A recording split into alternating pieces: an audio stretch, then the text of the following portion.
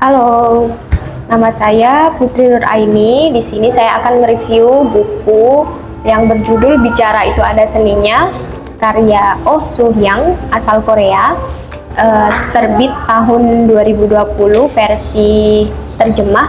Di sini jumlah halamannya adalah 248 halaman dan ini adalah bukunya seperti ini. Jadi guys, buku Bicara Itu Ada Seninya itu secara umum itu membahas mengenai praktis cara kita untuk berkomunikasi, berbicara secara praktis dan juga secara psikologis seperti itu ya. Dan penulisnya yaitu Oh Soo-hyang itu adalah seorang konsultan komunikasi asal Korea Selatan yang mana telah berpengalaman ya dalam menangani komunikasi personal, kemudian komunikasi profesional, hingga terapis berbicara. Nah, simpelnya buku ini itu bukan cuma membahas mengenai berbicara itu seperti apa. Bukan hanya itu saja, ya, tetapi buku ini juga membahas mengenai bagaimana sih pesan itu bisa tersampaikan dengan efektif, dengan empatik, kemudian bagaimana membangun hubungan yang sehat antar individu seperti itu.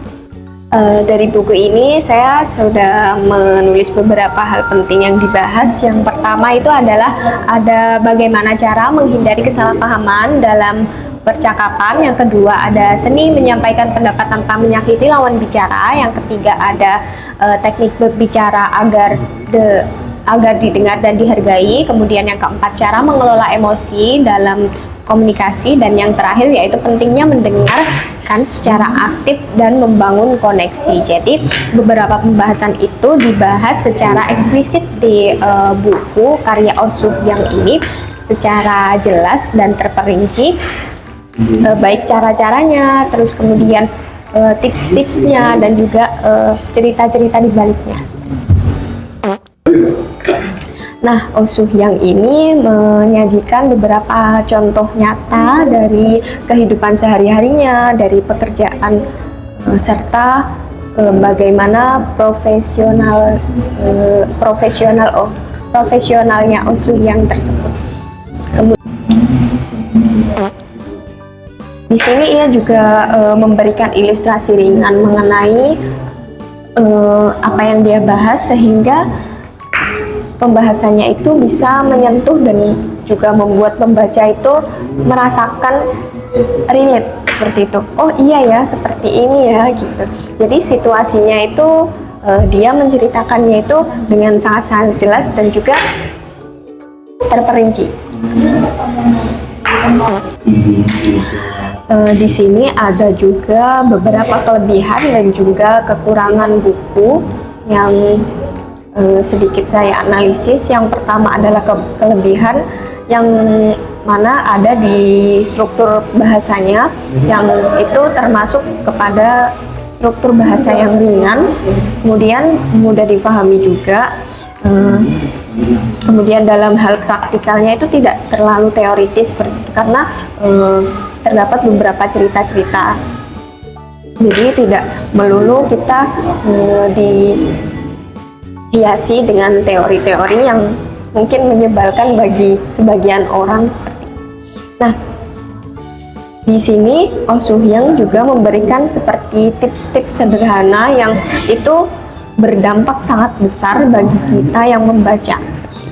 Nah, untuk kekurangannya, ini ada beberapa contoh dalam buku itu mungkin terasa lebih kontekstual budaya Korea seperti itu. Nah, karena buku ini adalah terjemahan dari bahasa Korea, makanya penerbitnya asli juga dari Korea, makanya untuk struktur ceritanya, budayanya itu lebih ke Korea yang kemudian diterjemahkan saja ke dalam bahasa Indonesia. Tetapi kekurangan tersebut tidak menjadikan kita itu kemudian tidak mengerti isi bukunya ya.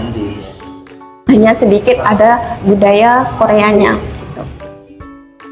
Mungkin itu membuat kita itu tidak semuanya itu bisa langsung kita terapkan di kebudayaan kita. Nah, jika kamu mencari mungkin teori komunikasi secara akademis, itu buku ini tuh bersifat praktis dan populer. Jadi untuk akademisnya mungkin bisa diimbangi dengan membaca buku-buku komunikasi yang lain. Nah, intinya buku Bicara Ada Seninya itu adalah buku inspiratif yang membumi.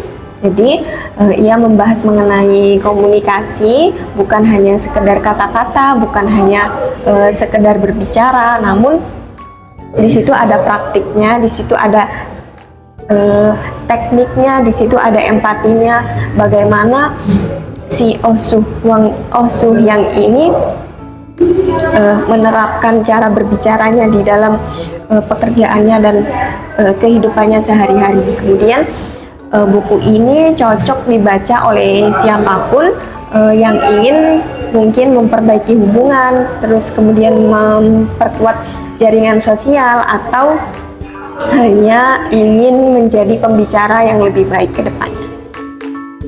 Itu saja yang bisa saya sampaikan mengenai review buku Bicara Itu Ada Seninya karya Osuh yang asal Korea. Salam berdamai. Dadah.